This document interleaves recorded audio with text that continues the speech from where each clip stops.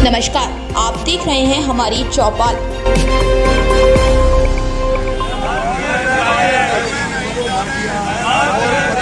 नमस्कार, मैं रेणु शर्मा हमारी चौपाल में आपका स्वागत करती हूँ। खबर हरिद्वार के शिव मूर्ति चौक से है।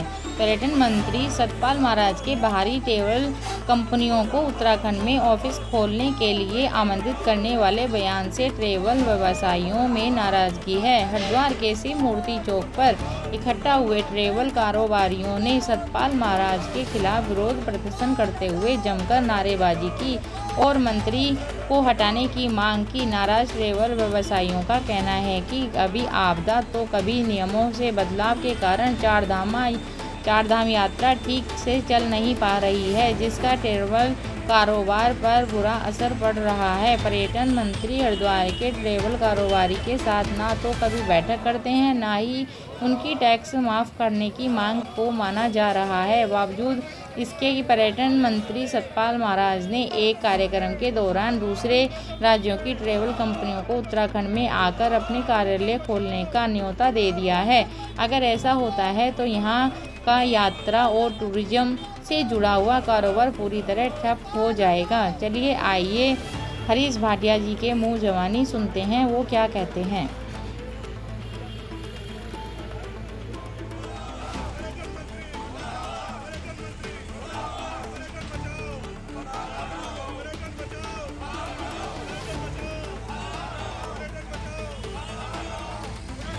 पर्यटन मंत्री के खिलाफ हमारा प्रदर्शन इसलिए है क्योंकि जो इन्होंने बाहर के ट्रेवल्स के लिए हरिद्वार में आने का न्योता दिया है, उसके लिए बयान दिया है, ये बहुत कायराना बयान है।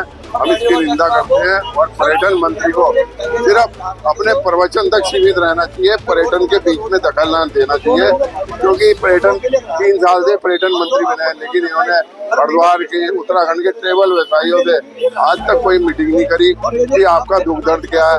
गवर्नमेंट ने टैक्स माफ करने के लिए हमने दे रखा है, उसकी कोई सुनवाई नहीं है।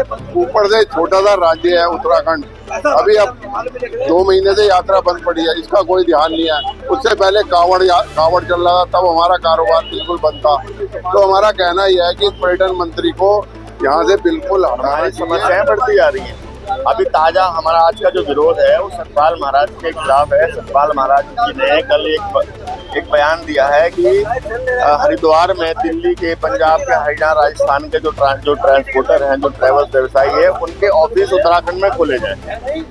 यहाँ के जो ऑफिस जो खुले हुए हैं उनका तो काम चल नहीं रहा, उनकी गाड़ियाँ चल नहीं रही, यात्रा बंद पड़ी है, यात्रा आपसे संभल नहीं रही है और आप बाहर वालों को न्योता दे रहे हो। आप कभी जितने भी टूरिज्म व्यापारी है, जितने व्यापारी हरिद्वार के हैं, देहरादून के हैं, ऋषिकेश के, कभी सतपाल महाराज जी उनसे कभी कोई उनके साथ मीटिंग करते हैं, कभी उनका राय जानते हैं, नए नए नियम थोपते जाते हैं। परिवहन व्यवसाय और परिवहन मंत्रालय का भी वही हाल है, पर्यटन मंत्रालय का वही हाल है और मंत्रालय का वही हाल है। ट्रैवल चारधाम की यात्रा जो पूरे उत्तराखंड की आर्थिक चारधाम की यात्रा, उसको पूरी तरह बर्बाद करने का काम पूरी ही बात है। हमारी बहुत छोटी सी बात है कि ऐसे स्थान पे ही बस अड्डा बना रहना चाहिए।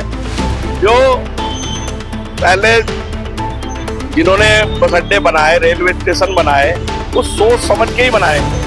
और हरिद्वार की मर्यादा आप मुझे बता दो, कोई अधिकारी बता दे, कोई विधायक बता दे, कोई सांसद बता, मुख्यमंत्री जी बता दे कि वो हरिद्वार में आते हैं तो क्या करने के लिए आते हैं। हरिद्वार में जो भी आता है वो केवल और केवल गंगा जी में हर की पौड़ी पे डुबकी लगाने के लिए आता है ना। और ऐसी जगह बस अड्डा होना चाहिए जो आदमी पैदल भी बचते उतरे और जो है घूमते घामते जो है हर की पौड़ी तक चला जाए। और आप जो है बस अड्डे को हर की पौड़ी से दूर करना चाह रहे हो। तो जो तीर्थ यात्री जो आ रहा है, श्रद्धा से आ रहा है, श्रद्धालु आ रहे हैं धर्म नगरी में, ये कोई टूरिस्ट स्टेशन तो है नहीं, ये मसूरी नहीं है, ये मसूरी नहीं है, हिल स्टेशन नहीं है कोई, ये शिमला नहीं है। यहाँ आदमी भावना से आता है, माँ गंगा जी को मत्था टेकने आता है। तो आप कोई भी ऐसा काम ना करो जिससे तीर्थ यात्री को परेशानी हो, दुख हो, तकलीफ हो, उसकी जेब हल्की हो। क्योंकि यदि बस अड्डा यहाँ से 4, 5, 6 किलोमीटर कहीं भी जाता है तो तीर्थ यात्री अनावश्यक उसकी जेब का खर्च भी होगा, परेशानी भी होगी। और बस छूट गई तो ट्रेन पकड़ सकता है, ट्रेन छूट गई तो बस पकड़ सकता है, टैक्सी यूनियन भी यही है, सारी चीजें, अस्पताल भी यही है, धर्मशालाएं भी यही है। आप धर्मशालाएं कहां से लाओगे कल को? गरीब आदमी है, धर्मशाला में ठहरता है, 200 300 400 रुपए का कमरा मिल जाता है।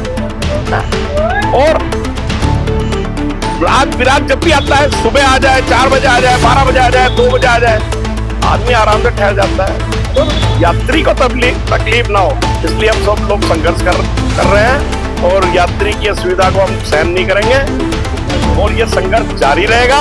और बिल्कुल भी बस अड्डे को हमने सब लोगों ने मिलकर पहले भी बचाया था और हम पुनः फिर सरकार को चेतावनी दे रहे हैं कि आप आग से मत खेलो और हरिद्वार की गरिमा से मत खेलो, वरना हम जो है और संघर्ष के लिए तैयार है। एक एक साथी तैयार है, आप किसी से भी पूछ लें।